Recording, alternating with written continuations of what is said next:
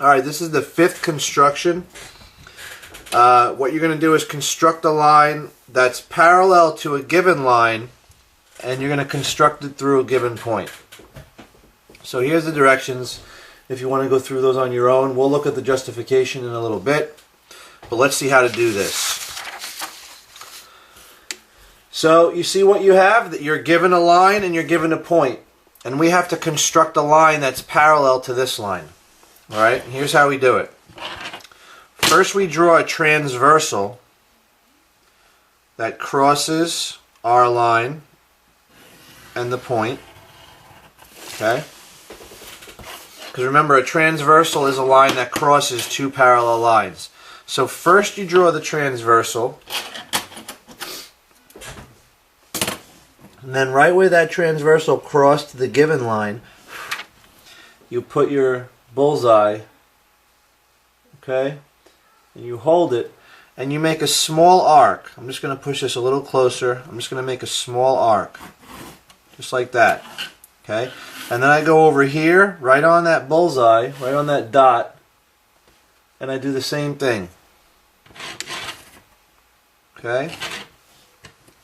Now, just like when I did copy and angle, I put my bullseye, this time I'm going to put it on the top intersection point, okay, and hold it, and I'm going to measure the distance to the bottom one, right about there, and I got to make an arc, okay, and now I do the same thing here from this intersection.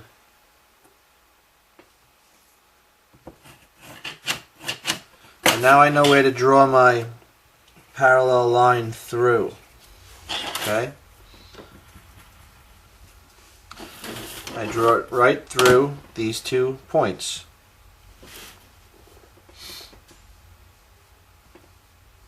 Nice and dark.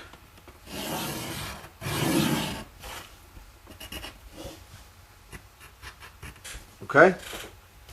So that's how you construct a parallel line, okay, through a point and that's parallel to a given line. So I'll show you that one more time. Okay, again, construct a line through point P and parallel to the given line. So we're given a point and we're given a line. First you draw a transversal, and you want to put it on a pretty good slant. Okay, the more you slant it, the easier it ends up being for you. Then I'm going to put my compass right on that point.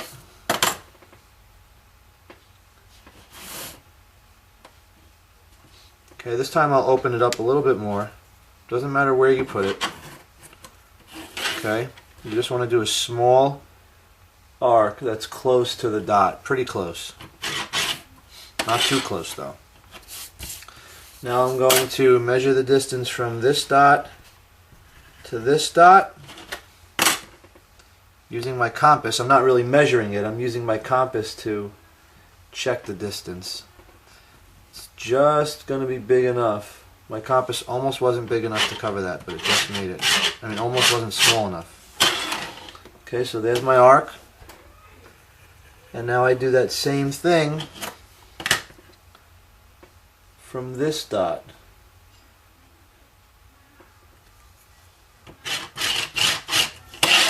And what happens is now you have 2 points that you can draw your parallel line through.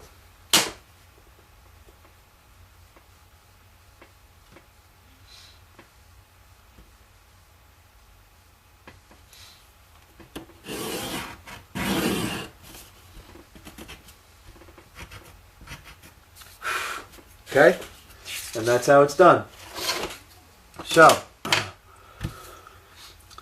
you can work on the 2 checkpoint problems, checkpoint 1 and 2. Let's just look at the justification for a second.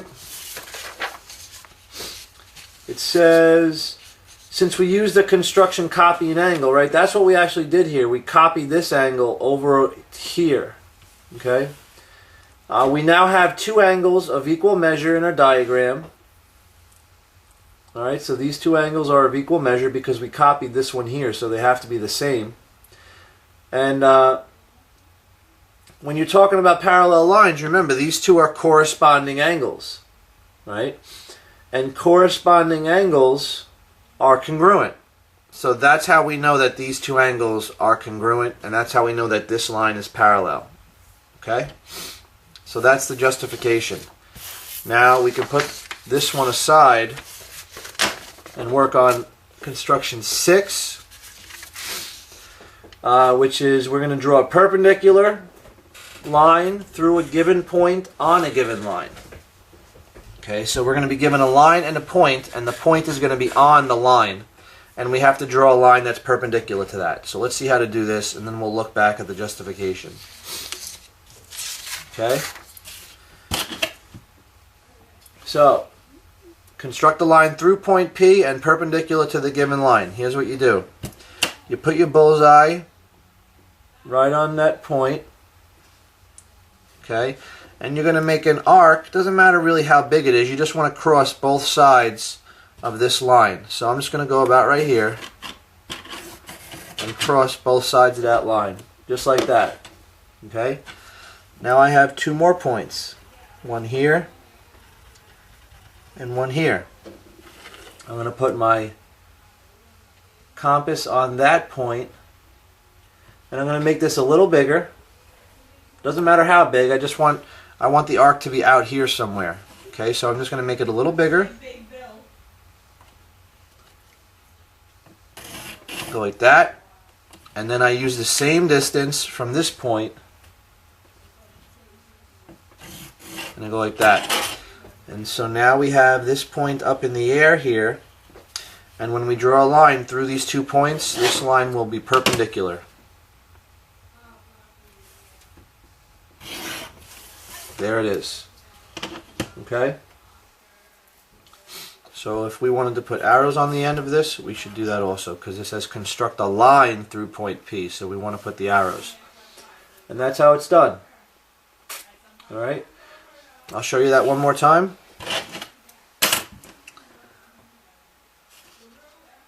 Okay?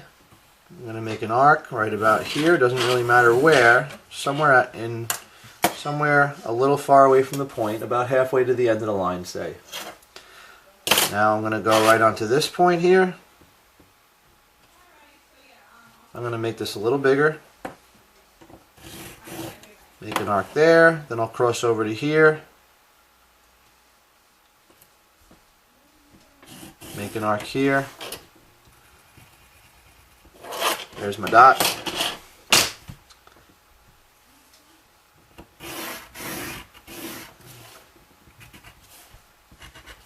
And there's my perpendicular line. Okay, you can work on the 2 checkpoint problems, checkpoint problem 1 and 2, asking you to do the same thing. Let's take a quick look at the justification though. If you remember the construction for bisect an angle, that's actually what we're doing here. Alright, we're bisecting this angle. It's done the same way, it's just that this angle is a straight angle. Right? This is one ray going in this direction, and then the angle is open 180 degrees into that direction. So what you have is you're basically bisecting a 180 degree angle, and that creates a perpendicular line because half of 180 is 90 and 90. Okay? So we know that this and this are both 90 degrees. Same thing in this one. If you want to put those boxes in there, you can. Okay?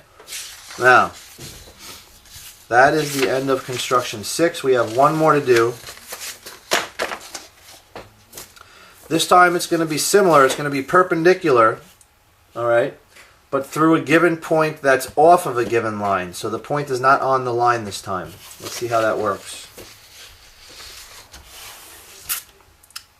Okay, it's pretty similar. Alright. We're going to put our compass, this time the line and the point are up high. We're going to put our compass right on the middle of the point. Okay? And again, we're making like a half an arc that crosses both sides of the line. Doesn't really matter how far, just somewhere about halfway from the point. Doesn't have to be exact. Now I'm going to go right here. right on that intersection right there. And again, it doesn't matter how far I do this, you just make an arc. So I'm using that outside hole. Now I have to use the same distance though when I go from this side. This is what has to be the same. Okay, right about there. There's my point.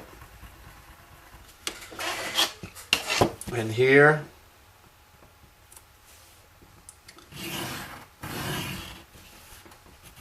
is my perpendicular line. This is perpendicular to this. Okay? So that's how you do it when the point is off the line. Let's try that one more time. Putting my compass right on the bullseye. And my bullseye right on that point. This time I'm going to make a little smaller arc. Show you that it doesn't matter. And I'll increase this just a little bit so that when I make this arc here it comes down my page a little bit. I don't want to make it too close to the line. I'll use the bottom hole this time. Right there.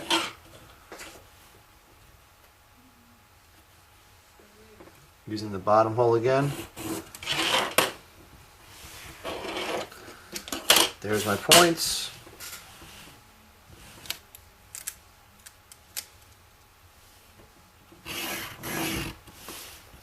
There is my perpendicular line. Okay? So, you can do the two checkpoint problems on your own. They're the same thing.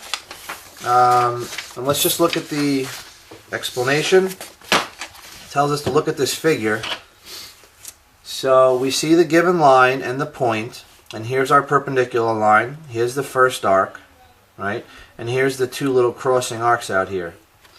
So PC and PD are the same, right? Because they're radius of the same circle. If I would have continued this first arc, it would be a circle, and P would be the center, and these would be the radius. So always the radius of the same circle are the same length, so we know this is equal to this.